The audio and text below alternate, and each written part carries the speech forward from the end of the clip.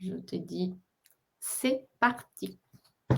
Bonjour à tous, j'espère que vous allez bien. On se retrouve pour le calendrier de l'Avent Will See Life, enrichit ta vie. Et aujourd'hui, on se retrouve avec Sonia. Merci Sonia d'être parmi nous et merci d'avoir accepté de participer à ce calendrier. Merci à toi, Audrey, pour l'invitation. Alors, est-ce que tu pourrais te présenter très rapidement puisque les gens pourront avoir accès à ta présentation dans le texte juste à côté de la vidéo?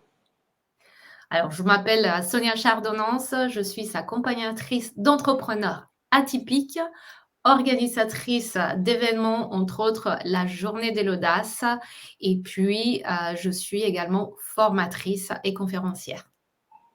Effectivement, c'est un joli parcours et effectivement, je t'ai connue à travers la journée de l'audace à laquelle j'ai eu l'immense chance de participer en septembre.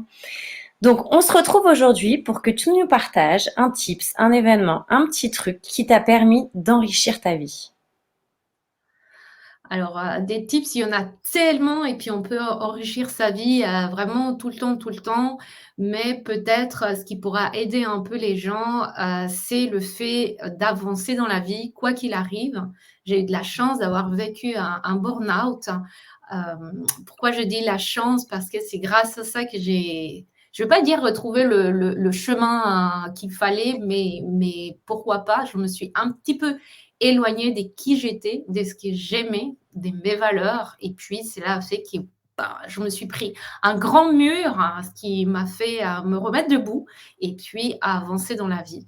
Donc, le tip, ça serait, je pense que tu dois dire tout le temps ça à ta communauté, c'est Ouais. de s'écouter, de se respecter et vraiment de ressentir à l'intérieur de soi quand on prend, ce qu'on pourrait dire, une mauvaise décision ou un mauvais choix, qui peut par la suite aussi se faire rendre compte que c'était le bon choix parce que grâce à ça, on a rebondi ou bien on voit la vie d'une autre façon. Effectivement, c'est un tip super puissant que je partage souvent et que je partage totalement avec toi, qui est que tout est transformable et que donc même une expérience à la base négative peut être en fait transformée en quelque chose et devenir une chance finalement parce que grâce à ça, eh ben, on s'est enrichi parce qu'on s'est mieux connu, mieux écouté, mieux vu ses limites, comme toi tu le dis. Parce que finalement, le burn-out, c'est un moment où tu vois pas tes limites, non? Moi, je l'ai pas vécu, donc je ne peux pas en parler. J'étais proche. Et c'est effectivement, c'est la ligne jaune, on la passe très vite. Oui, je pense que on est des êtres humains et on veut avoir que du bonheur, on veut avoir que du soleil, on veut avoir une vie parfaite, une famille parfaite et cela n'existe pas parce que, on a des hauts, on a des bas et puis, ça fait partie de notre vie. Je pense qu'il y a personne dans ce monde qui peut être qu'heureux et jamais être malheureux parce qu'on ne peut pas, se rendre compte de ce qu'on a tant qu'on ne l'a pas perdu ou tant qu'on n'a pas vécu quelque chose qui nous fait nous dire quelle chance j'ai en fait d'avoir une vie. Rien que ça, c'est déjà une chance énorme. Ça m'étonne pas que tu partages ce type parce que te connaissant et connaissant un petit peu ton histoire, tu as vécu d'autres aventures aussi, à part ce burn-out. Et effectivement, ça me rappelle le début de ton histoire où tu parles par rapport à ton association. Et effectivement, je exactement ça. Je ne sais pas si tu as envie de nous le partager. Elle n'était pas du tout au courant, donc petit moment. Mais peut-être que ça peut être intéressant parce que je pense que c'est une autre manière où tu illustres exactement ça, en fait. Oui, alors je suis née en Colombie, j'ai grandi en Colombie jusqu'à mes 18 ans et après, bah, j'ai pris la décision de quitter mon pays, de venir ici en Suisse. Mais sauf que je n'avais pas des papiers, je ne parlais pas la langue et puis bah, je n'avais pas d'argent. Mais grâce à ça, bah, j'ai grandi, je suis qui je suis, mais je n'ai jamais oublié d'où je viens et les gens que j'ai pu laisser là-bas parce que j'ai de la chance, encore une fois, d'être ici et puis d'être entourée des belles choses, mais il y en a d'autres personnes qui n'ont pas cette chance-là ou qui ne l'ont pas créée. Ça dépend comment on le voit. Et je retourne chaque année et depuis bah, plus de 20 ans, je récolte de l'argent, j'achète de la fourniture scolaire pour des enfants pour qu'ils puissent aller à l'école parce que je viens d'une famille qui n'avait pas beaucoup les moyens et pour ma mère, c'était très difficile de nous acheter cette fourniture scolaire. Donc, j'essaye de donner un petit coup de main aux parents, mais surtout aux enfants parce que aller à l'école, c'est quand même important. C'est les bases. Il y a des enfants qui ne savent pas lire ou écrire Et pour moi, c'est, voilà, ça s'appelle réveiller un sourire. J'adore réveiller des sourires chez les gens et contaminer, si on dit comme ça, tout le monde d'énergie positive. Vous pourrez retrouver le lien vers l'association de Sonia en commentaire. Mais moi, ce qui m'avait le plus marqué quand tu avais raconté ton histoire, parce que je l'ai vu plusieurs fois du coup, c'est ce côté où tu disais, en fait, là-bas, on répare tout, même les brosses à dents. Et que tu es arrivé et tu découvrais que nous, on jetait les choses. Et c'était, mais non, en fait, c'est pas possible ça. Et je trouve que ça illustre bien parce que je pense que ça aurait pu être hyper violent pour toi de voir cette différence, ce décalage. Et aux côtés de ça, tu en as fait une force, tu l'as transformé en association.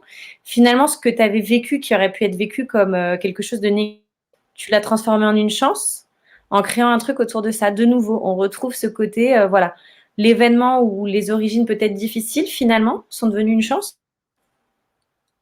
Oui, je pense que tout peut devenir une chance. Ça dépend comment on a envie de voir les choses. On peut s'asseoir par terre et puis se mettre à pleurer, et puis bouder toute une vie si on veut. Ou bien on peut se dire, bah, la vie est comme ça fait partie de qui je suis, de ma construction.